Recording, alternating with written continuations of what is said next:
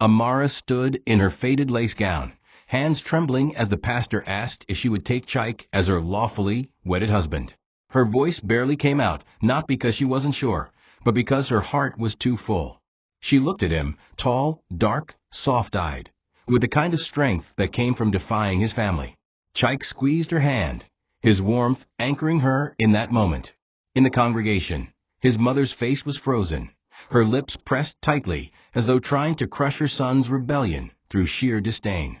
Chief and Lolo Okonkwo had other plans, a lawyer's daughter from Victoria Island, not a tailor's child from Ajij. But Chaik had refused them, abandoned his inheritance, and said boldly, "I'd rather marry peace than privilege." Their small wedding in a community church was filled with love, even if the air was thick with whispers.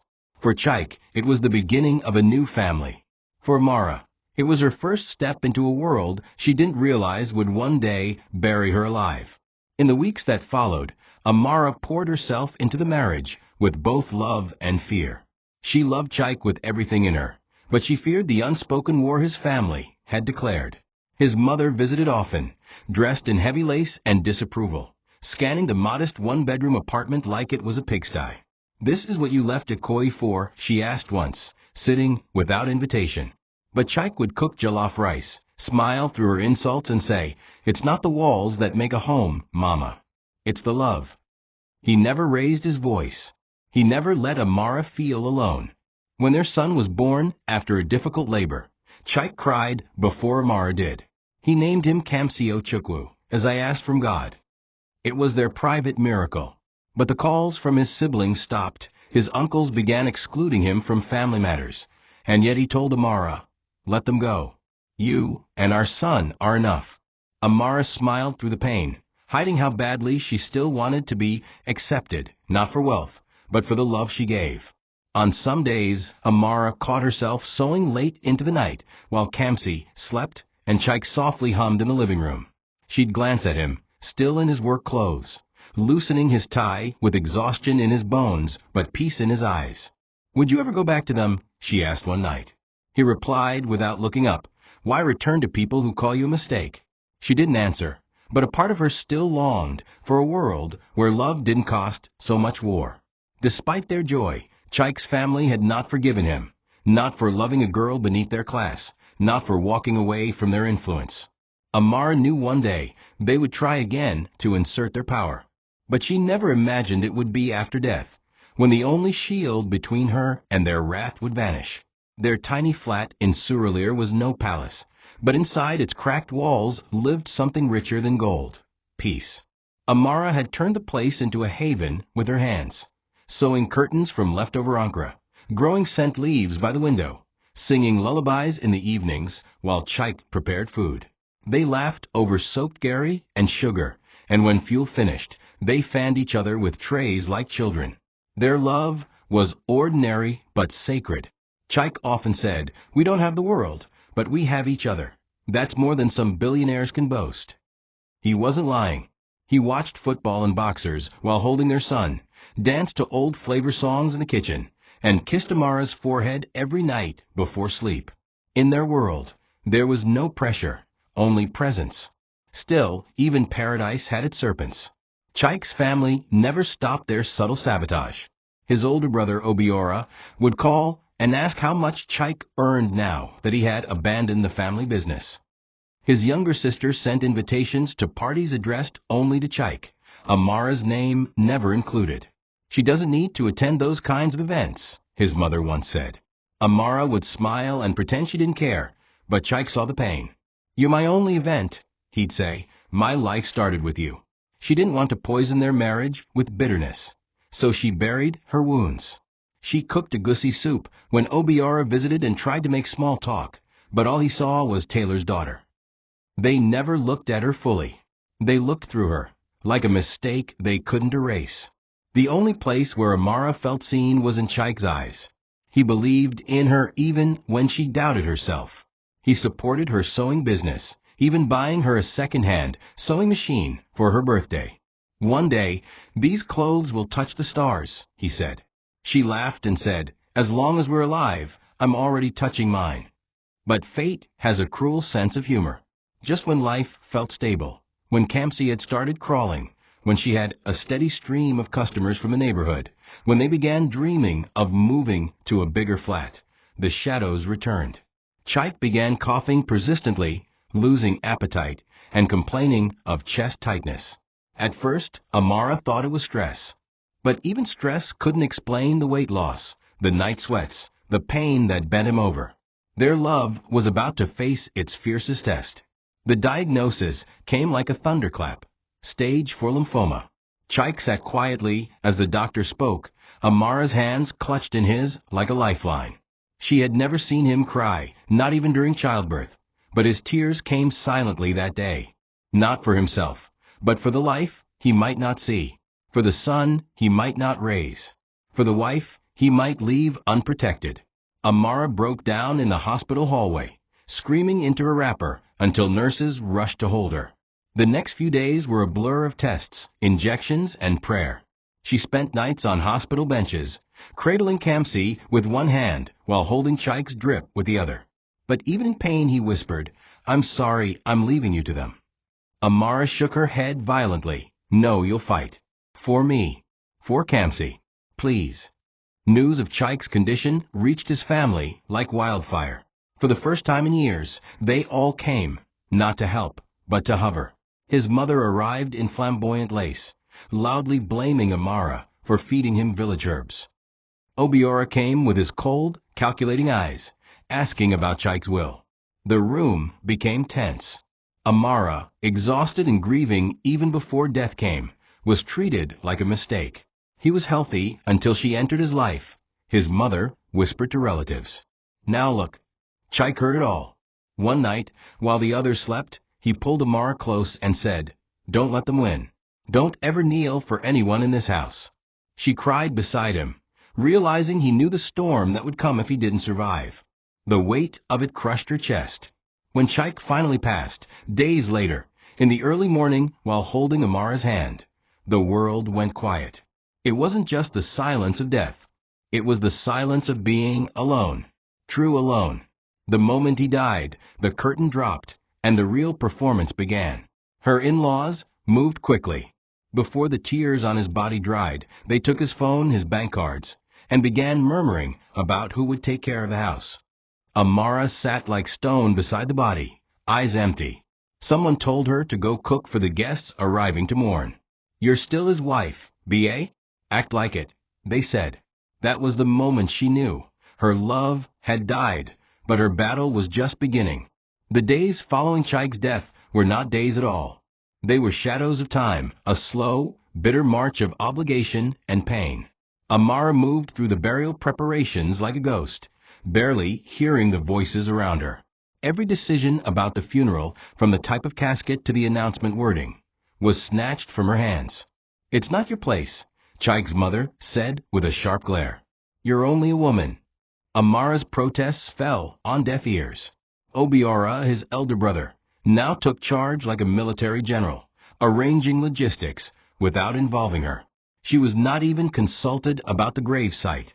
When she dared to ask why she was being excluded, his mother turned to her and said, "You are only his companion, not his blood." The words stung deeper than any physical slap. Her heart was still shattered, yet they acted like she was a stranger who had stumbled into their son's life and now needed to be ushered out. The only person who reached for her during this chaos was her infant son, Kamsi, who cried non-stop as though mourning in a language only he understood. The wake-keeping was a performance of hypocrisy. Family members who had disowned Chaik now stood at the front row, wailing louder than the wind, spraying money during praise songs, and receiving guests like royalty. Amara, the legal wife, was asked to serve drinks in the compound. "Just for appearance's sake," Obiora whispered. She obeyed, even though it killed her, because she knew that no one would protect her now. Her scarf was soaked in tears by the time the burial procession started. Her hands trembled as she carried Kamsi and walked behind the casket. The villagers whispered in confusion. Why was the wife not sitting by the front like tradition demanded? Why was she not being treated with the dignity owed a grieving widow? But no one intervened. Grief made her lips mute. It was as though the family wanted to erase her, bury her with Chaik, and pretend she was never part of the story. When they lowered his body into the ground, Amara fell to her knees, wailing not just for the man she loved, but for the death of every protection she had known. After the burial, the family didn't allow her to return to the flat she had built with Chaik. "That apartment is under our son's name. You can't stay there," they said coldly. They moved her into the family compound in Enugu without her consent, dumping her and her baby into a cramped back room with no windows. No one helped her settle in. She was given one mattress on the bare floor and told to be grateful. The air in the house was filled with hidden venom. From the moment she stepped in, she was no longer Chaik's wife. She was now the widow, the one whose presence was only tolerated for the sake of the child. It became clear within days. The family had no intention of honoring Chaik's memory through her. In fact, they intended to rewrite the story, and in their version, Amara was just a housemaid who got lucky. But she stayed silent, for now, for her son. The memory of Chaik's final moments played in Amara's mind every night like a sacred film. His breathing had become shallow, his skin pale, but his spirit still clung to life for her. He had squeezed her hand and whispered, "Don't let them erase you. You are not what they say you are." Those words were both comfort and curse. Comfort, because she knew he saw the battle coming. Curse, because she knew he wouldn't be there to help her through it. In the weeks after his death, Amara held onto those words like a rope hanging over a pit. The in-laws were sharpening their claws daily, testing how far they could push her. She wasn't just grieving. She was fighting to exist. The saddest part was that no one acknowledged her pain. To them, her tears were either crocodile or unnecessary. She overheard Obiora one evening saying, "At least she got a child from him. That's more than she deserved." Amara nearly collapsed from the weight of those words. She was now being treated like a woman who had won a lottery ticket, not a wife who had loved and lost. Her routine changed.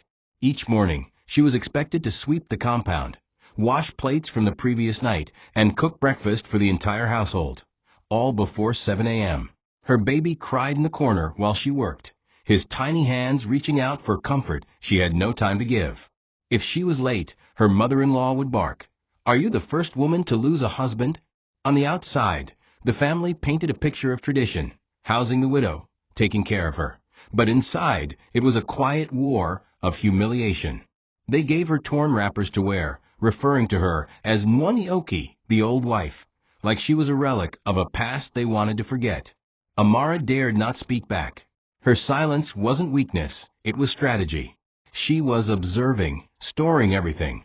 But the pain was real. And every night, when she rocked her son to sleep, she cried silently, so he wouldn't learn what grief tasted like too soon. But despite the shame, there were moments when Chaik's memory rose like a sunbeam in her darkness. She would remember the time he knelt to wash her feet after a long market day, or how he would leave love notes in her sewing kit. Those memories were all she had, and they reminded her of her worth. One night, as she sat outside the compound scraping burnt beans off a pot, she whispered to the stars, "I am not what they say I am." It was the first time she had spoken since the burial, a fragile declaration, but a beginning. Deep down, she knew Chaik's death was not the end of her story. But what lay ahead was nothing she could have prepared for. Amara's room in the compound was no different from a prison cell. No windows. Just a dim naked bulb and walls stained with memories of decay. There was no wardrobe, only 2 rusty nails where she hung her torn clothes. Her baby's diapers were placed on the floor in a broken plastic basin. The mattress they gave her was damp and reeked of old sweat. Each morning, she woke up before the first cock crowed to begin chores. If she delayed, Obiora would bang on her door and shout, "This is not your father's house." She wanted to scream back, "No, it's my husband's," but she swallowed her voice like she swallowed tears, bitter and dry. Her mother-in-law walked around like a queen, issuing commands and making jabs. "My son died because of stress. He married trouble," she would murmur within Amara's hearing. The insult didn't sting anymore. It scarred. But Amara endured it all. Not because she was weak, but because she had nowhere else to go. They refused to give her money for baby food. "If you want to eat, cook," they said. Amara began using her wrapper to carry firewood from the back of the house. Her once delicate hands now calloused and blistered. Neighbors saw her one afternoon fetching water from the stream and whispered, "Isn't that Chike's wife?" She pretended not to hear. The humiliation was spreading beyond the compound. Inside, she was ordered to serve food to visitors while the rest of the family laughed and chatted. Sometimes, Obiora would hold her waist too long when passing behind her in the kitchen. Once he whispered, "You're not a wife anymore. You're just here because of the child." Amara froze. She reported him to his mother. The reply was bone-chilling. "You should be lucky he even looks at you. Some women don't even get that much after their husbands die." That night, Amara locked her door with furniture and didn't sleep. What hurt the most wasn't just the physical labor or the insults. It was the betrayal of family. She had entered this home as a wife. Now she was nothing but a utility. A woman whose value ended the day her husband died. But she bore it for one reason only, Kamsi. Her son's eyes were the only light in her darkness. She told herself, "If I leave now, I lose everything. But if I stay just a little longer," she didn't know what she was waiting for. Maybe for a miracle. Maybe for the strength to walk away. What she didn't know was that far away, in a quiet part of Abuja, her father, whom she hadn't spoken to in years, had been watching everything in silence. And the day she finally broke was the day he would rise. Amara's transformation from wife to servant was not marked by a single event. It was gradual, insidious, and devastating. It began with silence. She no longer sat at the dining table, but stood behind it, waiting to serve. It shifted into erasure. Her name was no longer mentioned with respect, only commands. "You bring the tray, you mop that place, you wash the guest clothes." Soon, her identity as Nwani Chike was erased entirely. She was simply that girl. Her once well-kempt hair was now always tied up in a worn scarf, her eyes sunken from sleep deprivation, her hands cracked from detergent and ash. The other women in the compound began treating her like house help. "Amara, go to the back and clean the pit latrine," one auntie said while sipping malt in the parlor. When Amara hesitated, her mother-in-law hissed, "If you don't want, you can carry your child and leave." It was a slow death, not of body, but of identity. Neighbors noticed the change, but said nothing. One market woman, Mama Ifioma, asked Amara quietly, "What did you do to deserve this?" Amara smiled faintly and replied, "I married their son." The woman touched her arm with pity and said nothing more. The days blurred into each other. Morning chores, afternoon errands, evening insults. She was sent to buy sanitary pads for the younger daughters-in-law, forced to wash bedsheets soaked with their baby's urine while hers lay in the corner with soaked napkins. Her baby boy cried often, not from hunger alone, but from the tension in the air. He felt her sorrow. There were nights Amara would sit by the candlelight, sewing torn pillowcases just to keep her hands busy, whispering to herself, "This is not how my story ends." But the humiliation was unrelenting. Even the gate man began speaking to her with condescension. Her only sin had been marrying Chike and losing him. Still, Amara endured it. She bore it because she remembered Chike's words, "Don't kneel for them." But every passing day made her question how much longer she could survive. The house echoed with sounds of laughter, not hers. Her presence became invisible. During family gatherings, she was told to stay in the corridor with the children.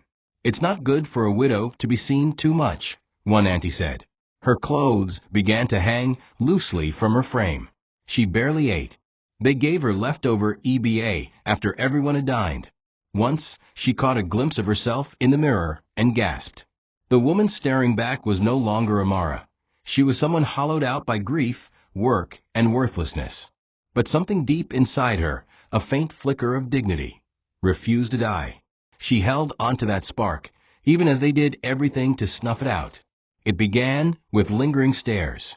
Obiora, Chike's brother, would enter the kitchen when Amara was pounding yam and stand too close, pretending to look for something. His eyes scanned her body shamelessly, his breath hot on her neck. Amara would shift away, wrap her scarf tighter, and avoid eye contact, but the air became heavy whenever he was around. One evening, She was bathing her child in the backyard when he walked in without knocking.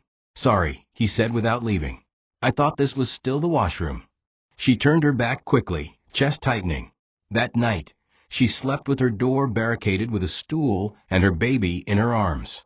The compound no longer felt like a prison, it felt like a hunting ground. Every time Obiora walked past her, she felt like prey. She told herself it was her imagination until he grabbed her wrist one evening and said, "You've been alone for too long. A woman needs comfort." She yanked her hand away, her heart thumping so hard it felt like it would crack her ribs. Panicked, Amara reported him to her mother-in-law the next morning, voice trembling, hand shaking. She expected protection, or, at the very least, outrage. What she received was worse than silence, it was mockery. The older woman looked at her and scoffed. "You should be thanking God that someone even finds you attractive. After all, you're a widow. A used one. Do you think men will line up for you?" Amara felt her throat burn, not from tears, but from the sheer audacity. She had come for refuge, and instead was blamed, as if she was the seductress. The mother-in-law added coldly, "And if you accuse him again, I'll send you out. And let's see which street you'll carry that bastard child to." That day, something broke inside Amara. Not her spirit, but her trust in the idea that family ever meant safety. She realized that in this house, she was not only unwanted, she was endangered. From then on, she stopped hoping for compassion.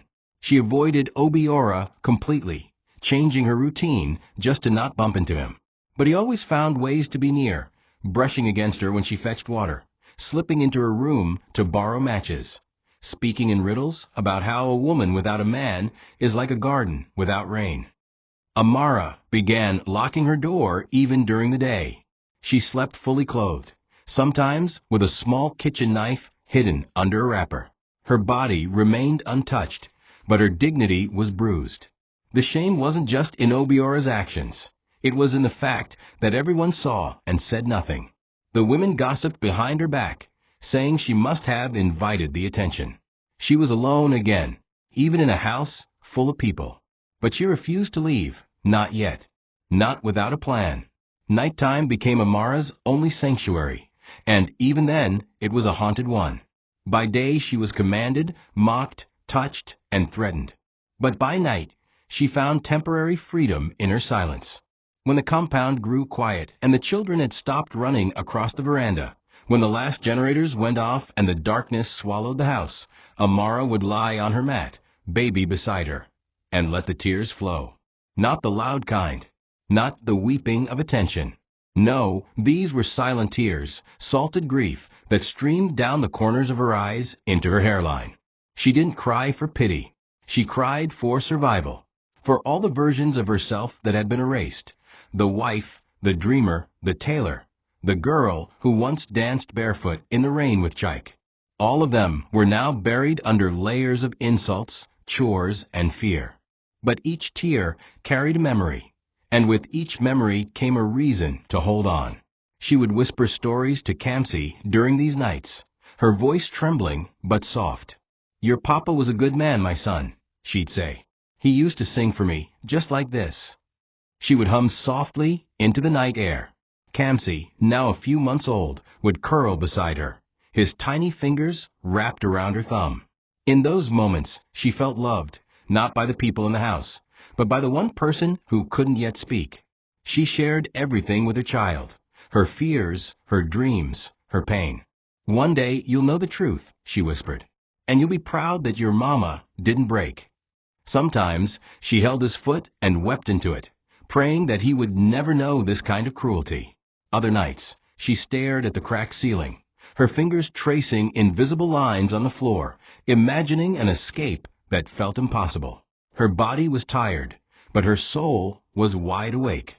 She began writing in her mind, not stories on paper, but memories in sequence. She would remember every insult, every plate thrown at her, every time she was called a burden. Not to retaliate. No, she was not building revenge. She was building memory. Amara knew that life had changed her.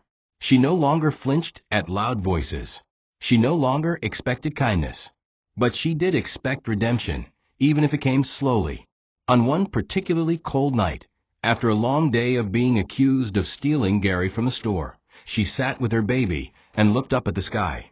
There were no stars, only clouds. But she smiled anyway and said softly, "God, I know you're still awake. Just hold me a little longer." That night, she didn't cry. She just stared into the dark, wide-eyed, waiting for a sign. It happened on a Wednesday, the kind of ordinary day that masked the extraordinary shame Amara would endure.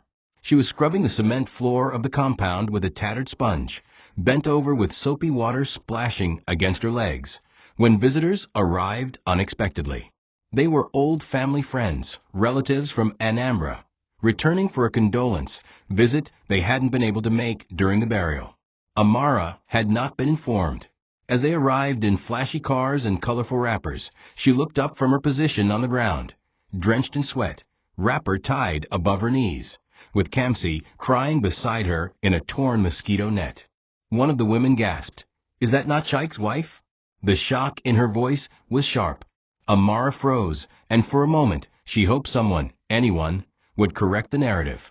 Instead, her mother-in-law laughed loudly and said, "That one? She's just helping out. We allow her to stay here because of the child." The words hit Amara like a slap. She looked around and saw it, the judgment in their eyes, the pity, the unspoken insult. She was no longer a wife. She was a spectacle. From that moment, the whispers began to spread beyond the walls of the compound. Word traveled fast in towns like Enugu. "Did you hear? That Taylor girl who married into the Okonkwo family is now washing toilets. She must have done jazz to marry Chike. They only let her stay because of the baby." Every time Amara walked to the market or fetched water, eyes followed her. People pretended not to stare, but they watched. They watched her struggle with a baby on her back and a sack of firewood on her head. They saw the bruises on her wrist from lifting heavy buckets. Some laughed. Others whispered. A few women offered her leftover food in public, speaking loudly enough for everyone to hear. "Here, take this. I heard you people no longer feed her in that house." Amara would smile faintly and thank them, swallowing her pride like spoiled bread. But inside, it tore her apart. She once walked this same street in Chike's arms, wearing her best Ankara, full of life and love. Now, her name was a punchline in a cruel joke she never signed up for. What made it worse was the silence of the house. No one defended her. Not her sisters-in-law, not the younger cousins she once fed, not even the maid she had once helped send back to school. The public mockery seeped into the compound like poison. Obiora began laughing openly at her. "You're now popular," he said one evening. "Maybe you should start charging people to watch you sweep." Her mother-in-law nodded and added, "That's what happens when you fly above your level. Gravity will humble you." Amara wanted to scream, to rip off her soaked wrapper and show them the scars beneath, to ask if this was what Chike would have wanted. But she didn't. She turned back to her room, her baby still tied to her back, and whispered to herself, "This shame is not the end." The mockery echoed louder than drums, but in her chest, something was beginning to harden, not bitterness, but resolve. The day Kamsi nearly fell was the day Amara realized she was one push away from disaster. It started with another confrontation, one of many, when her sister-in-law accused her of taking extra meat from the soup pot. Amara hadn't even eaten that day, only given her son a little pap. But the yelling drew the attention of the entire household. Her mother-in-law emerged from her room, face twisted in irritation, and without even asking for Amara's side, began to insult her. "You want to use this child to eat this house dry? Shameless girl. I warned my son." Amara, already tired and dizzy from hunger, tried to walk away. Obiora blocked her path and said, "When will you finally go, Amara? Or do you want to sleep with me first before leaving?" That was when she snapped. "Leave me alone," she screamed, her voice trembling with suppressed rage. She turned to walk away, but Obiora shoved her shoulder, a rough, forceful push. She stumbled backward, and Kamsi, who was strapped to her back, let out a shriek as his head jerked sideways from the force. Amara hit the wall, bracing herself with her arms, barely keeping her child from tumbling to the floor. Everything stood still for a second. Even Obiora looked shocked at what he had done. Kamsi's cry shattered the silence. Amara held him close, checking his head, her hands trembling. "You want to kill my child," she screamed, her voice broken and raw. But instead of remorse, her mother-in-law stepped forward and snapped, "If you had stayed in your level, none of this would have happened." Amara gasped, clutching her baby tighter. "Your son's only child almost hit his head and you're blaming me?" she asked, voice barely above a whisper. "Don't raise your voice at me," the old woman barked, then added cruelly, "You should be glad I even let you stay here with that child. You think I don't know that you're using him to tie yourself to us?" The insult sank deep. Amara stared at the woman who had once smiled on her wedding day. That smile was now a curse. And that house was no longer a home. It was a battlefield where even babies weren't spared. That night, Amara sat awake for hours, holding her son like a fragile glass. She barely blinked. Every sound made her flinch. The scrape of a chair, the slam of a door, even the wind rustling through the window frame made her heart race. She kept checking Kamsi's head, fearing delayed swelling. The fear of losing him, her last connection to Chike, terrified her more than death itself. She whispered over him like a prayer, "You must live. I won't let them take you from me too."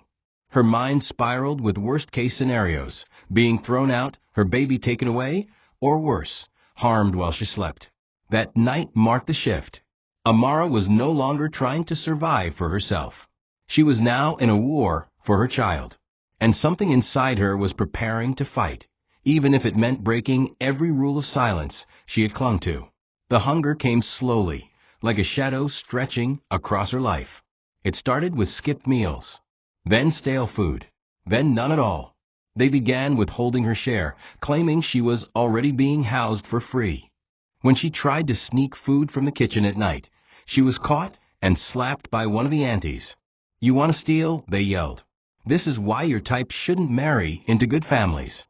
After that, the food was locked in cabinets. Amara was told to eat only after everyone else, which meant leftovers, if there were any. But even those became rare. Kamsi began to cry more often, his face thinner, his skin dull. Amara's breasts dried up from dehydration and stress. She began begging discreetly in the market for old pap or powdered milk. "Please," she'd whisper to women she once called neighbors. Some gave. Others turned away, embarrassed. Her life was crumbling, one skipped meal at a time. She began to feel dizzy in the afternoons. One day, while sweeping the compound, she collapsed briefly, only to be woken with cold water and insulted. "If you're tired, go back to your father's house," her mother-in-law spat. "You're not the first widow in the world." Amara sat on the dusty floor, her wrapper stained, her baby wailing nearby, and stared blankly ahead. She thought of all the days she had fasted for Chike when he was sick, all the nights she prayed for their love to overcome everything. Now, her prayers had dried up like her lips. She no longer had strength to fight. Her body ached in places she didn't know had muscles. Even her eyes burned from constant crying and smoke from the firewood. Her voice was hoarse. Her back throbbed from carrying her son all day. But through it all, she still whispered one line before sleeping every night, "I will not die here." It was on one of those empty-stomach evenings, while trying to cook pap with bits of cornmeal and ashes from the bottom of a sack, that she heard the words that nearly broke her. "You're not even family. You're a temporary visitor with a baby." Her sister-in-law said it while laughing, then added, "If not for this child, we would have thrown you out since." Amara didn't respond. She just stirred the pot, her hands weak. That night, she gave Kamsi the last scoop and licked the spoon, convincing herself it was enough. She lay on the cold floor, stomach rumbling, lips cracked, and stared at the ceiling until she saw shapes. But in that hazy twilight between hunger and sleep, she saw something else. Her father's face. Not as a dream, but as a memory. The man who had given her away to love, trusting her to choose her own path. The man she hadn't spoken to in years.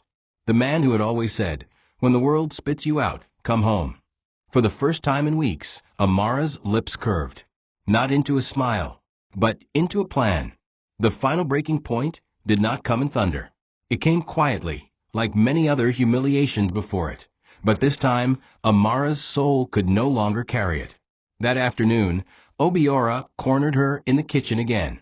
The compound was unusually empty, and the gas cooker hissed behind her as she peeled yam. Obiora stepped closer, brushing against her back with a sly smile. "You know you're the reason I've not married," he whispered. "You've been tempting me since the day you entered this house." Amara froze, hands trembling, knife dropping into the sink with a sharp clang. "Stop this," she muttered, not turning around. But he didn't stop. He grabbed her wrist. "Let's stop pretending. Chike is gone. Why suffer when you have a man who can take care of you?" That was when Amara snapped. She screamed. Not a subtle whimper. A scream that carried 5 months of hunger, pain, loss, and suffocating silence. She pushed him with all her strength, slapped him across the face, and stormed out of the kitchen barefoot, her wrapper flapping around her legs. Her outburst sent shockwaves through the compound. People emerged from their rooms in confusion. Obiora staggered out behind her, embarrassed and furious, yelling, "She's mad. She wants to seduce me and then accuse me." But this time, Amara didn't flinch. She stood in the center of the courtyard, her arms wrapped around her baby, her voice raw. "You people have done enough. You buried my husband and decided to bury me with him. But I am not a corpse. I am a woman. I am a wife. And this," she held up Kamsi, "is my son, not a bargaining chip." Her voice cracked from hunger, but her words were fire. Neighbors peeped through their windows. No one had ever heard Amara raise her voice. Obiora tried to grab her again, but she warned him. "Touch me again, and I'll run into the street naked if I have to. Let the world see what you are." Her mother-in-law, furious and humiliated, screamed, "You think you can disgrace us in our own house? Get out." Amara looked her dead in the eye and whispered, "Thank you." Amara returned to her tiny room, heart pounding.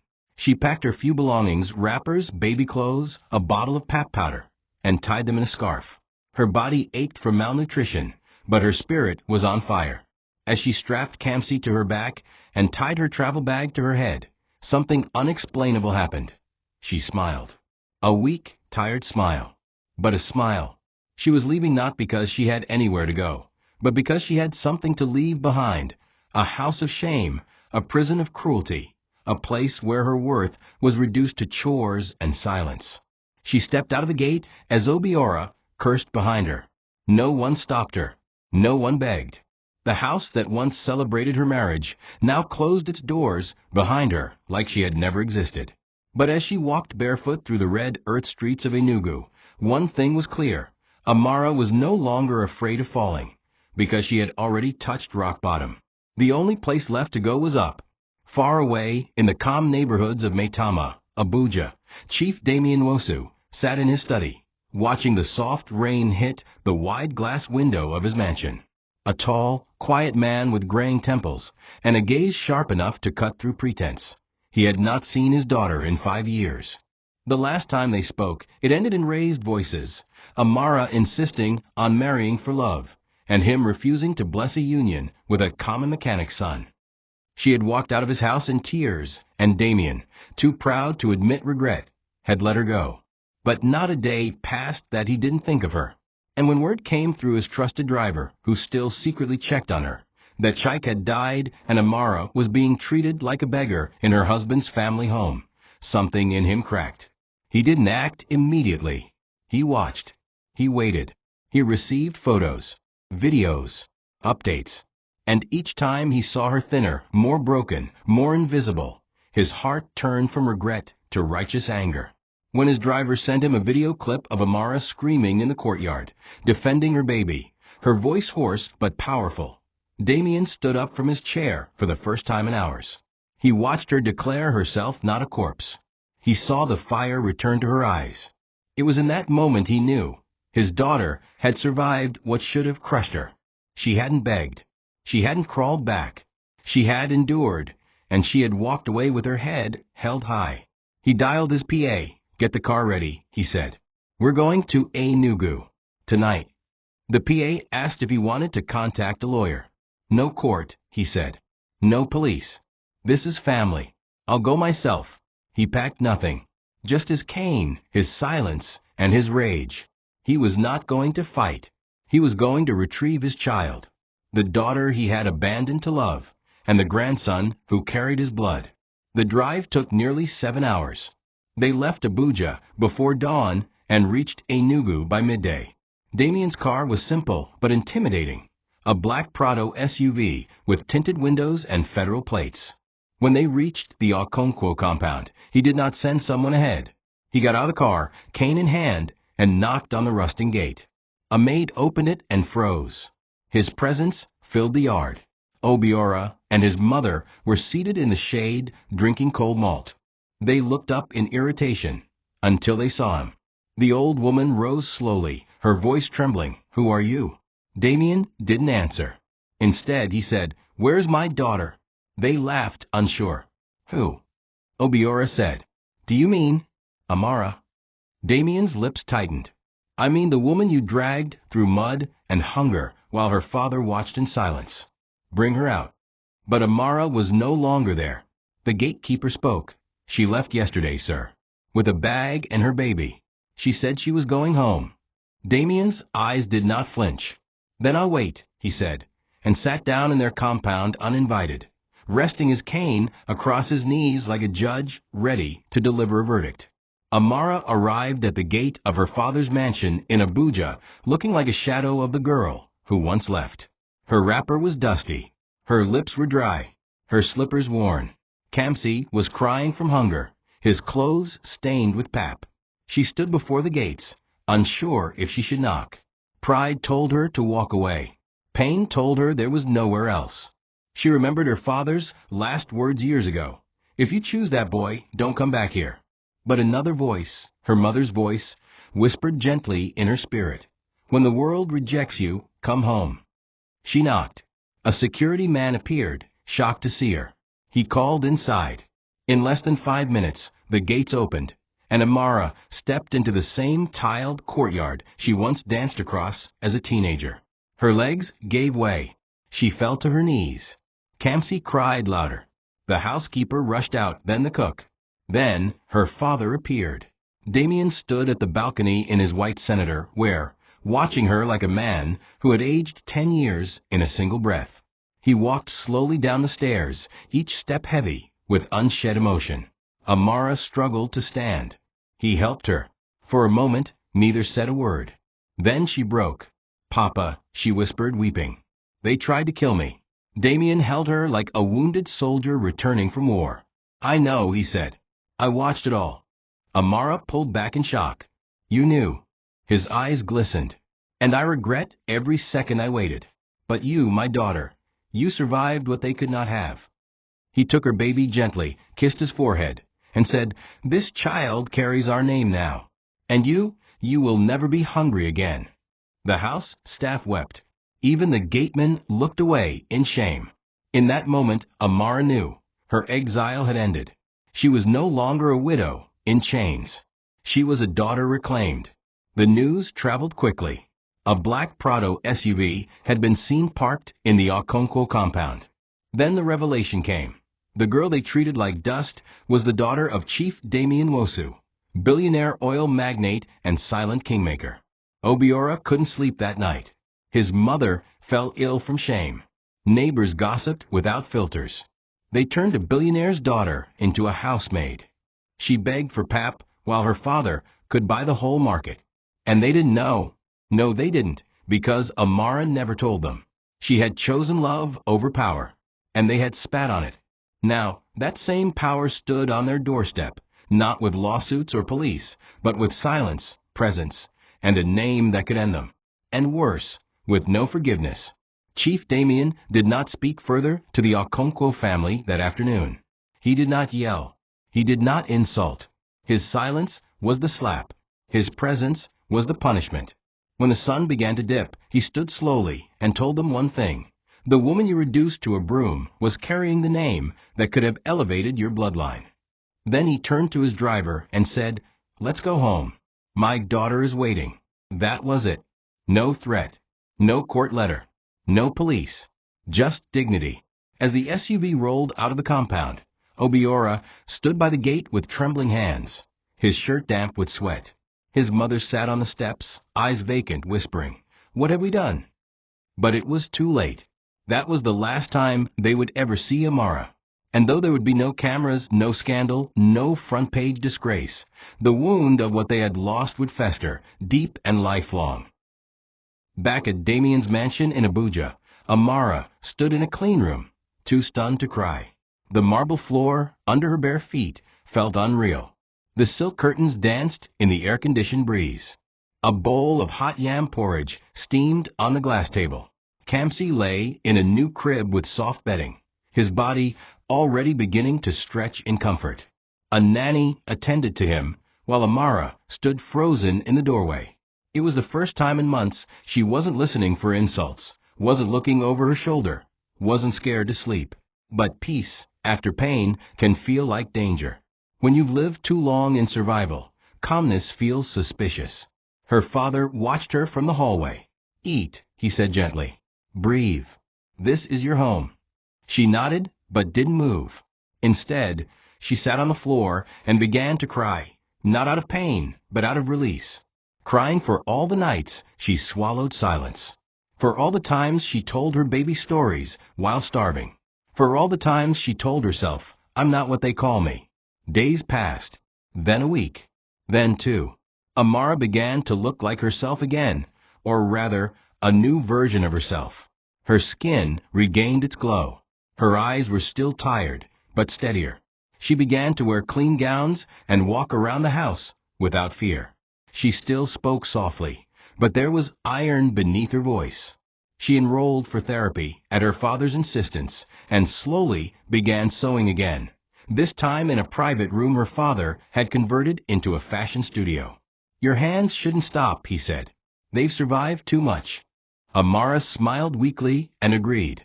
Every stitch she made was not just fabric, it was healing. And when she looked at her son, now crawling confidently on imported rugs, she whispered, "You will never beg the way I did." The storm had ended, but the memory of it lingered, not to haunt her, but to remind her how far she had come. The house in Maitama was large, but Amara occupied it with quiet grace. She didn't flaunt her return to wealth. She wasn't the type to pose for photos or throw parties to announce survival. No, her dignity was silent, like mist before morning light. In the mornings, she would sit on the balcony with Kamsi, sipping warm tea, while watching the gardener prune the hibiscus flowers. She no longer jumped at sudden noises. She no longer asked for permission to eat. Her father, now gentler in age, often sat beside her reading newspapers. Sometimes he'd put it down and say, "I should have never let you go." She'd respond, "I needed to learn." And they would sit in that shared understanding, the kind that doesn't need long speeches. Her healing didn't come all at once. It came in moments, in the way her son giggled without fear, in the way she dressed without anxiety, in the way she slept deeply, with her hands no longer curled in fists. As time passed, her name began to rise again, this time through her skill. With her father's resources and her own experience, she launched a clothing line called NWA Nwanyi, meaning the daughter. The designs reflected her journey. One collection had wrappers torn at the hem, but stitched with gold thread, symbolic of scars turned into beauty. Her first showcase was a private event, attended by women who had also survived widowhood, domestic servitude, and public shame. She didn't speak much, but when asked why she created the brand, she answered, "Because pain has a texture too.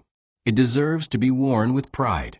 The press covered the event subtly, and when her story began to spread, not as gossip, but as inspiration, even strangers wept, not for her suffering, but for her refusal to remain broken. For every woman told, "You should be grateful a man even looked at you," Amara's story became a mirror of quiet rebellion. Meanwhile, in Enugu, the Okonkwo family crumbled under whispers.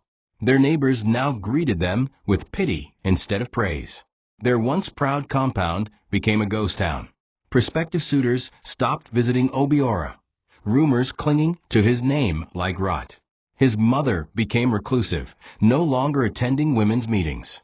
"How can we trust a family that turned a billionaire's daughter into a housemaid?" people whispered.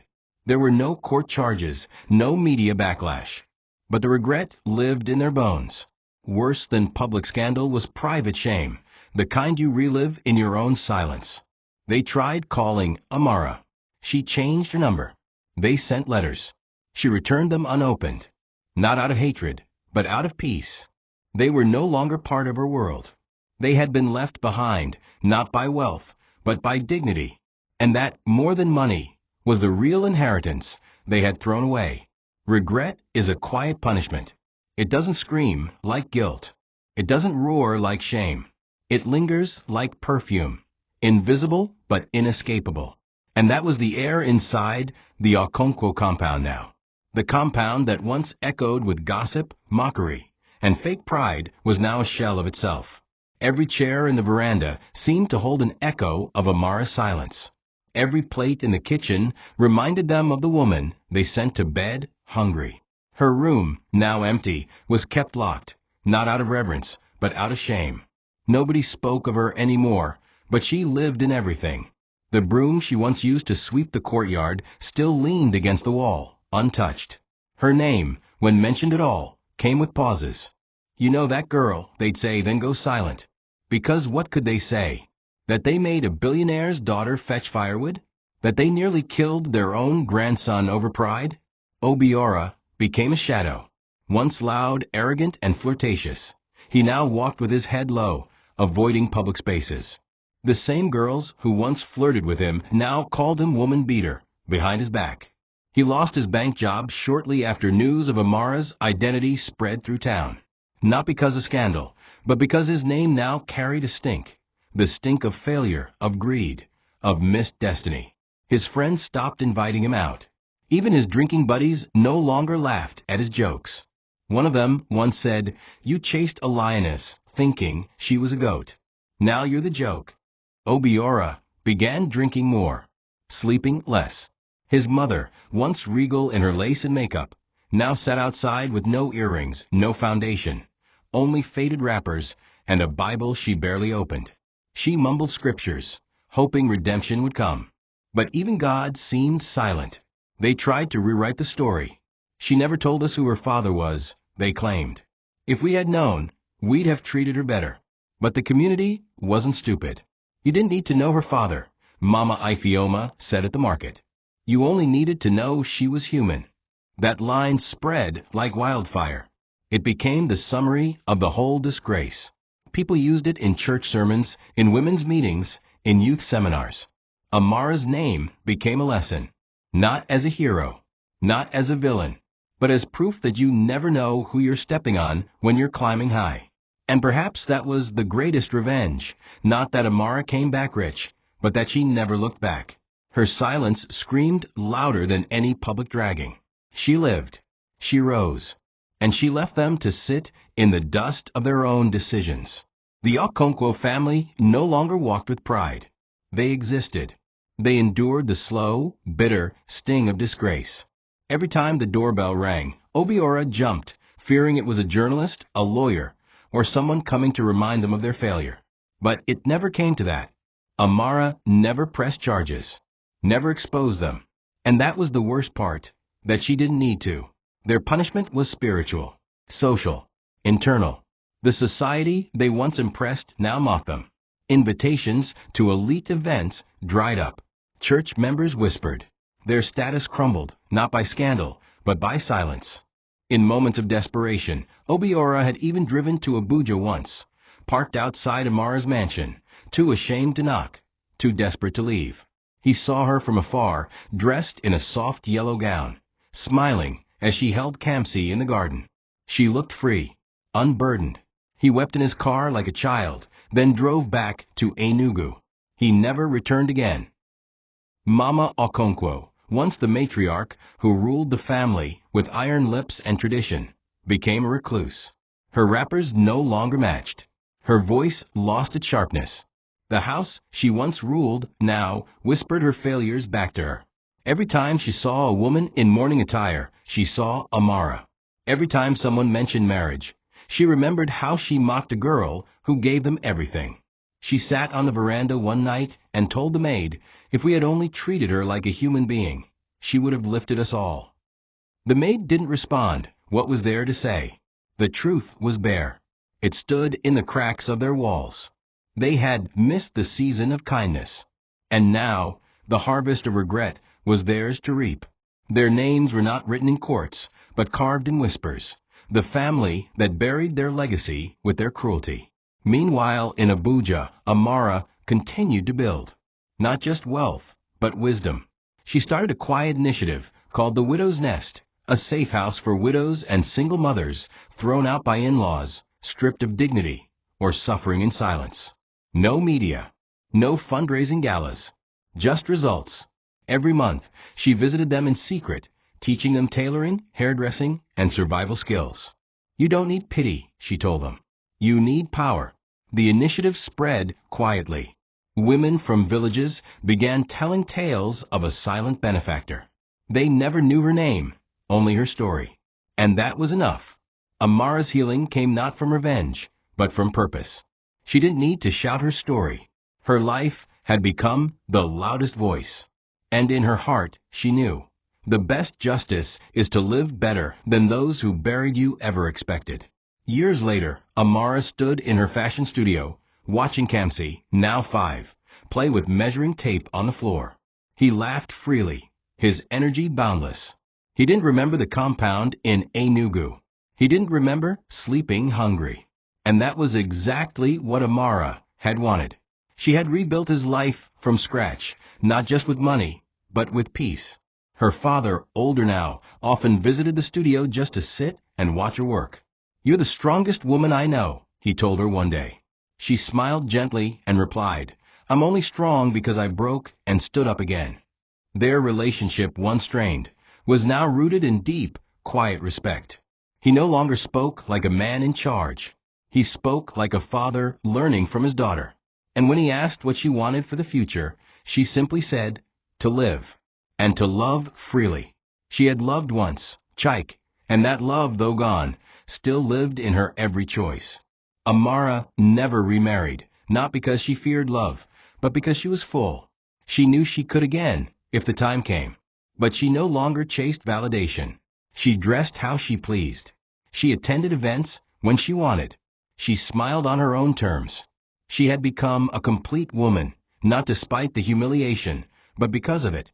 One day, she took Kamsi to the old house in Enugu, not to confront, but to teach. She pointed at the gate and said, "Here is where your father's memory was buried. But here is also where your mother learned how to live." Kamsi nodded solemnly, not fully understanding, but sensing the weight of her words. They didn't enter. They simply stood by the roadside, hand in hand. Then she whispered a final goodbye to the walls that once held her pain. As they turned to leave, she did not look back. Her legacy wasn't wealth. It wasn't even fashion. It was the power of endurance without bitterness. The ability to rise without stepping on those who tried to destroy her. In her strength, she had found softness. In her silence, she had birthed a revolution. And in her sorrow, she had created light for others. People would one day tell her story in whispers. Not of the heiress who was hidden, but of the widow who was broken, erased, humiliated, starved, and still stood. Dignity became her crown, and peace, the kingdom she built all by herself. And somewhere in the heavens, Chike would smile, knowing that the woman he married had become even more than he dreamed, not just as queen, but the queen of her own life. Thank you for watching this video. What did you learn from this story? Drop it in the comments. Please make sure you like, comment, and subscribe to my YouTube channel TOCHI Stories for more.